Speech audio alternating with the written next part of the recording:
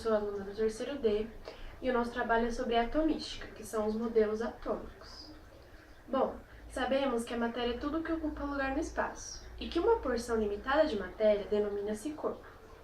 Os corpos, quando manufaturados para servir de utensílios ao homem, formam os objetos. Sabemos também que tanto a matéria, o corpo, como o objeto é formado de diferentes espécies de substâncias, e essas por minúsculas partículas básicas,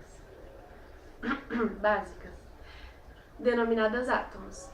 Este conceito é o que chamamos de teoria atômica, ou seja, a matéria é constituída por átomos. Vou falar sobre o John Dalton, e sobre sua teoria. John Dalton foi um químico e um físico inglês, um dos mais destacados científicos no mundo, e foi o idealizador da teoria atômica. Ele nasceu em 1766 e faleceu em 1844. O modelo atômico de Dalton, ou modelo bola de bilhar, foi o primeiro modelo atômico proposto após a teoria atomística de Leucipo e Demócrito no século V a.C. Em 1803, Dalton realizou diversos experimentos. Suas conclusões dessa pesquisa levou a criar a teoria atômica. Com base nos experimentos de Dalton, ele apontou as seguintes conclusões. Toda a matéria é composta por partículas. 2.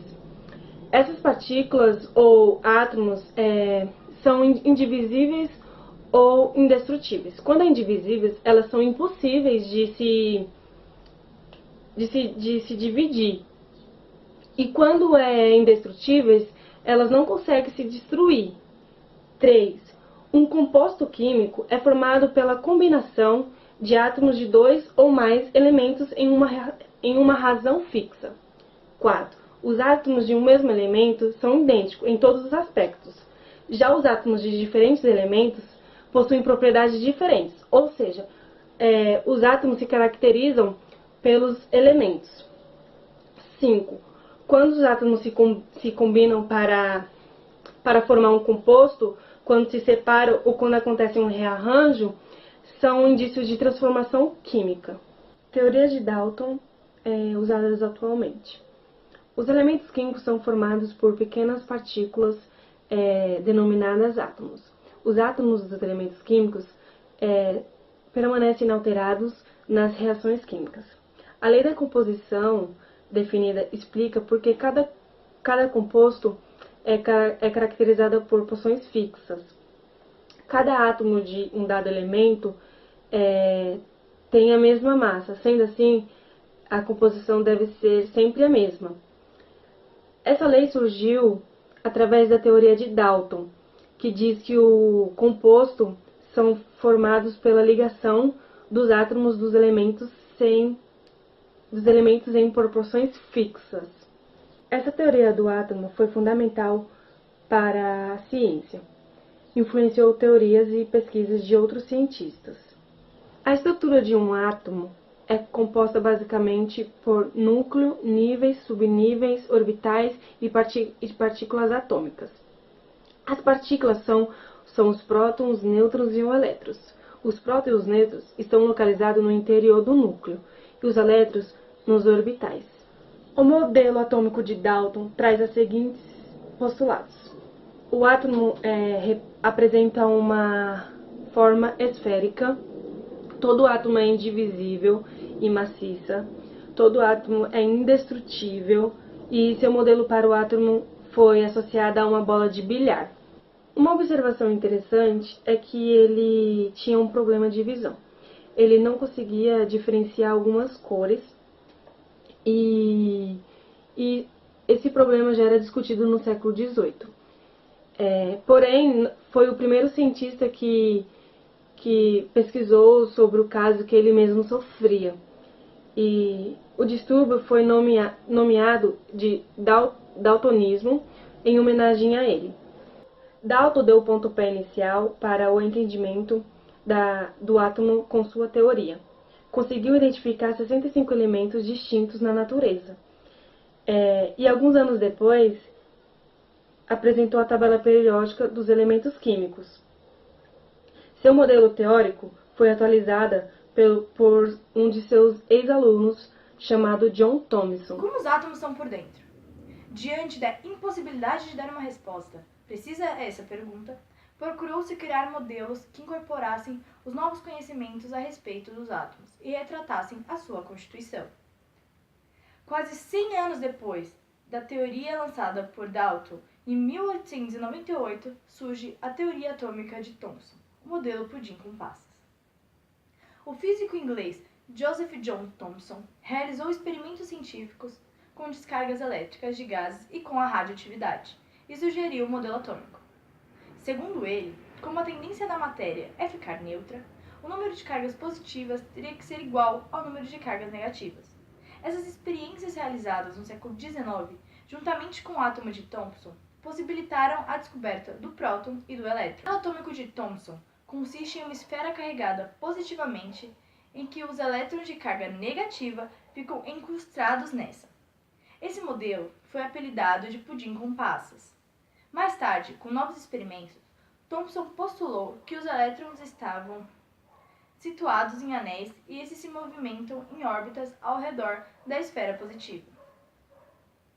Em 1926, Strontium lançou as bases mecânicas ondulatórias, ao apresentar um modelo atômico no qual os elétrons eram considerados como partículas de onda. O modelo de Strontium é válido até hoje. Procura determinar os valores permitidos de energia para os elétrons de um átomo e mostra que é impossível conhecermos a trajetória de um elétron.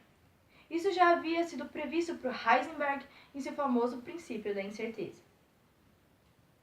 É impossível determinarmos simultaneamente a posição e a quantidade de movimento, mv, de um elétron com exatidão, em certo instante. No modelo de Born, em 1913, o elétron descrevia órbitas bem definidas, enquanto no modelo atômico atual de 1926, a ideia das órbitas está definitivamente abandonada. Hoje se considera o elétron uma partícula de onda com trajetória desconhecida. Nesse sentido, pode-se falar de uma nuvem eletrônica, ou seja, o elétron seria uma partícula com posição desconhecida, mas ocupando uma região denominal orbital. Lembre-se, finalmente, de que qualquer modelo, por mais sofisticado que ele seja, não passa de uma representação da realidade. Por razões didáticas, quando o sistema químico puder ser explicado por vários modelos atômicos, escolheremos sempre o mais simples. Semelhanças atômicas. Temos os isótopos, os isóbaros e os isótons. Os isótopos possuem o mesmo número de prótons. Os isóbaros possuem o mesmo número de massas. E os isótons possuem o mesmo número de nêutrons. Assim fica mais fácil você identificar qual que é qual. Agora, preparamos um exercício bem simples para ver se vocês entenderam realmente. O exercício é da UEFS Bahia, de 1998. Segundo o modelo de Thomson, o átomo A poderia ser caracterizado por uma esfera gelatinosa com carga positiva, na qual estariam incrustados elétrons, neutralizando a carga positiva. B.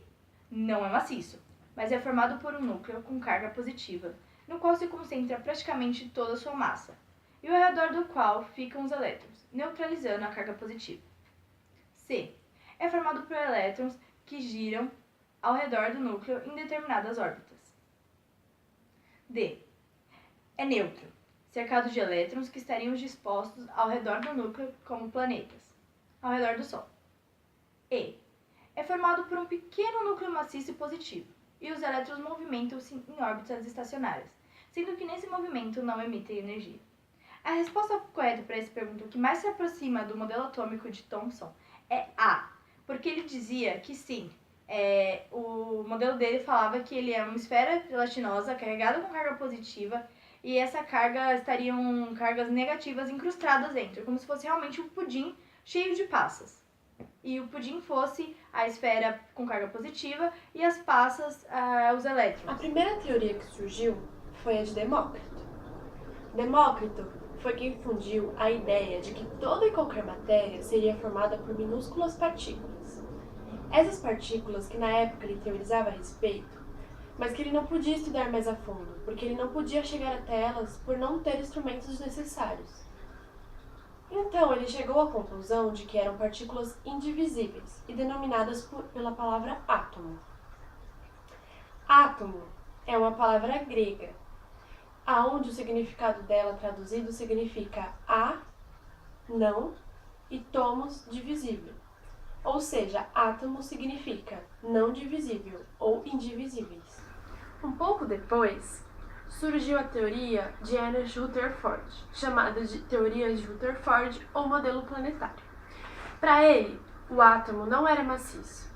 Ele bombardeou com lâminas finíssimas de ouro com partículas alfas e percebeu que algumas dessas partículas passavam direto pelo átomo e outras se desviavam. Assim, Rutherford deduziu que os átomos teriam um núcleo central e mais consistente e carregado de carga positiva, que seriam os prótons, e que em torno orbitavam os elétrons, em movimento circular e carregados de carga negativa. Então, concluímos que o átomo é formado por um núcleo central, positivo, pequeno e denso, aonde se possui toda a massa do átomo, e uma região externa como se fosse uma eletrosfera atômica, aonde concentram-se os elétrons de carga negativa, que circulam ao redor do núcleo, como os planetas ao redor do Sol.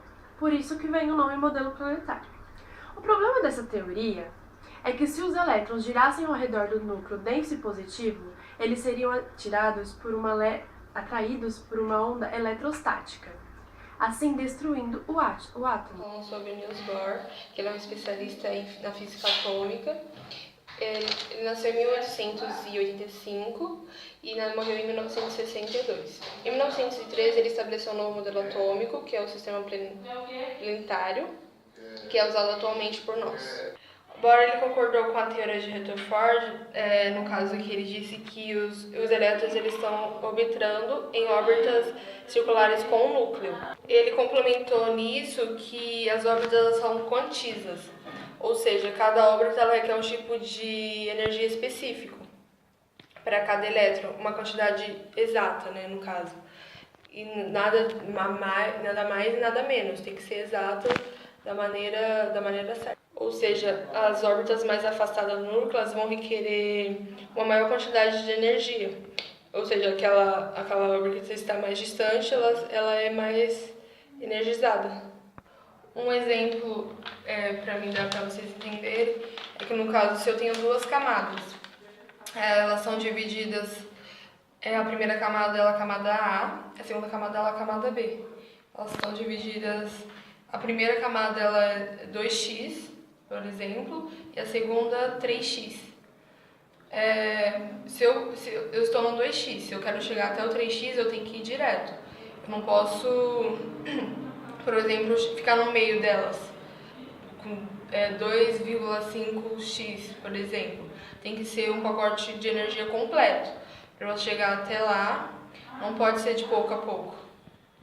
E ele solucionou essa teoria de Rutherford argumentando que toda energia ela teria que ser liberada de uma só vez. Ela não pode ser liberada de pouco a pouco, tem que ser o pacote completo para chegar no seu estado.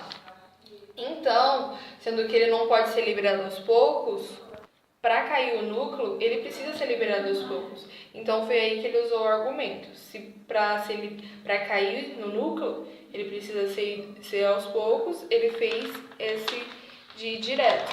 Nesse caso, de ser o pacote completo e direto. E foi aí que ele argumentou e estabeleceu isso também com a teoria de Rutherford. Essas camadas elas são chamadas camadas eletrônicas.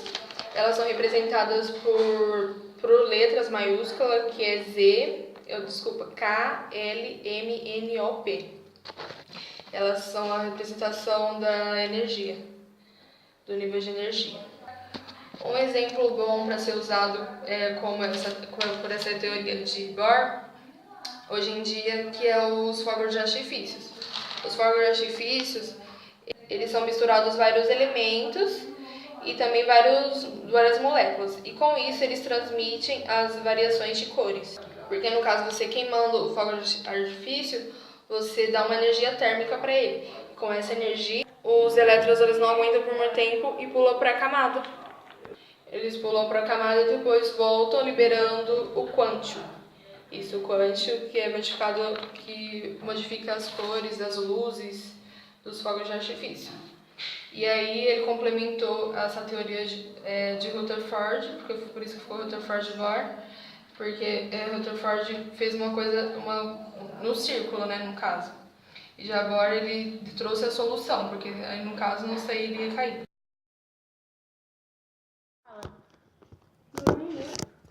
Gente, aê! Ficou!